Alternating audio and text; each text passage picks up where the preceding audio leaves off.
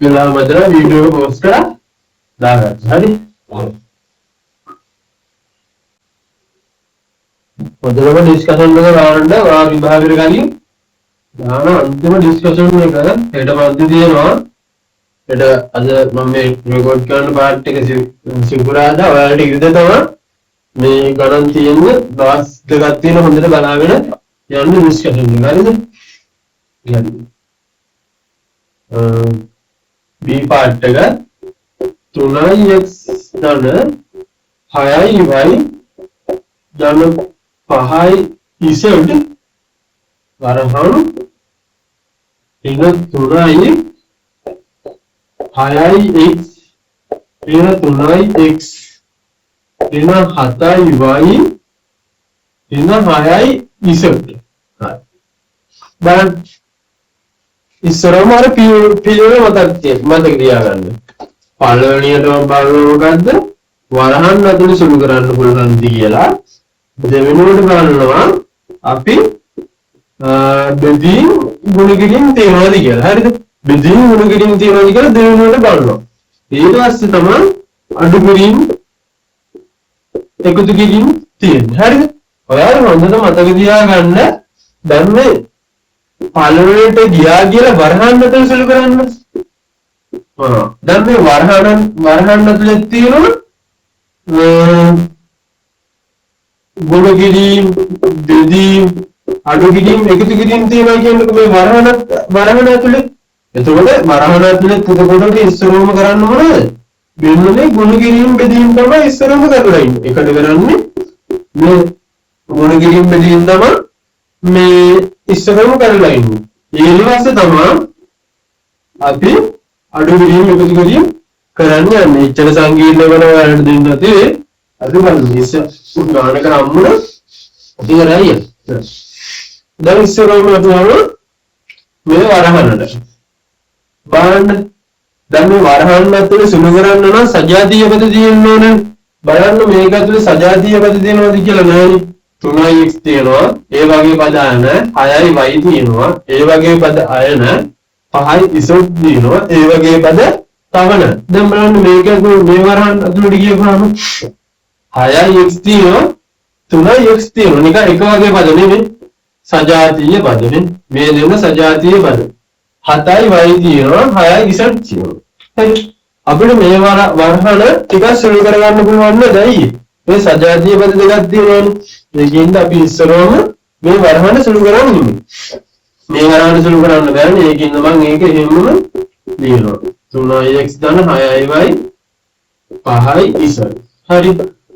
ඉන්න 3 හැමෝම ලියලා මෙතන 6x ඉස්සරහ ඉලක්කම නැහැ කියන්නේ එයාලගේ තියෙන්නේ මොකද්ද?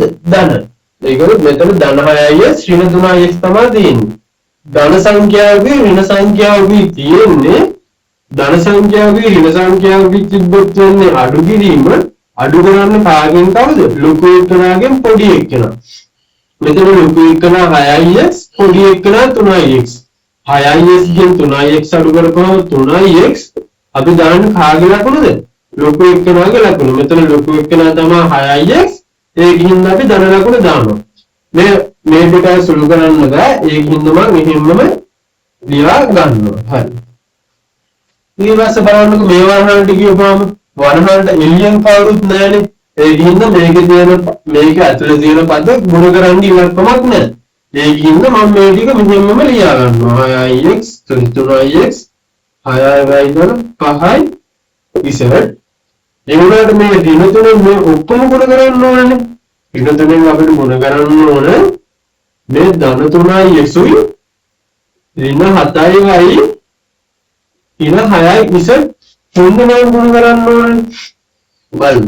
ඍණ සංඛ්‍යාවක් ධන සංඛ්‍යාවක්. ඍණ සංඛ්‍යාවක් ධන සංඛ්‍යාවකින් ගුණ කරාම එන්නේ ඍණ සංඛ්‍යාවක් 3 වරක් 3 9යි x එහෙමම ලියනවා. ඍණ සංඛ්‍යාවක් ඍණ සංඛ්‍යාවකින් ගුණ කරන්න තියෙන්නේ එන්න ධන උත්තරයක් 3 වරක් 7 21යි y එහෙමම ලියනවා. මේ අකුරු සිහින්න ගන්නෑ. විජේ පද නැහැ. 3 ළඟ ඒකින්ද y එහෙමම ලියනවා.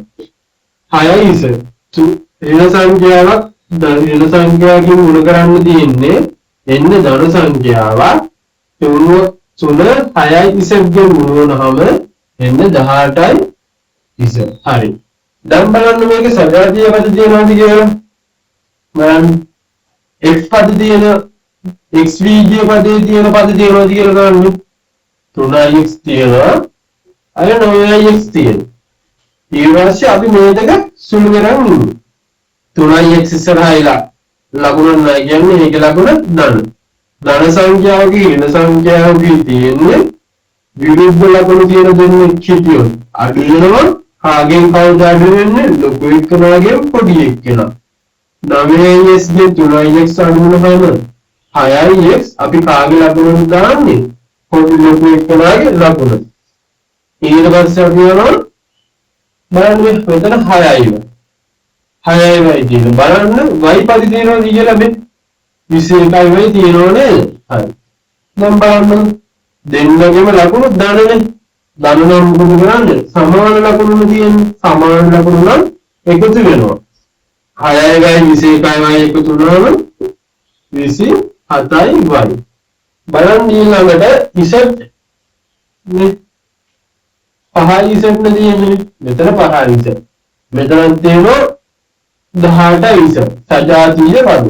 එතකොට මේ දෙකත් එකතු කරලා දාන්න බුණයි x. එකම ලකුණුනේ තියෙන්නේ.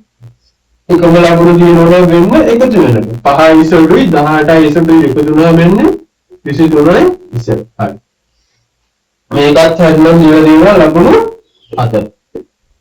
අඩුපාඩු දිනනවනම් දාගන්න. හරිද?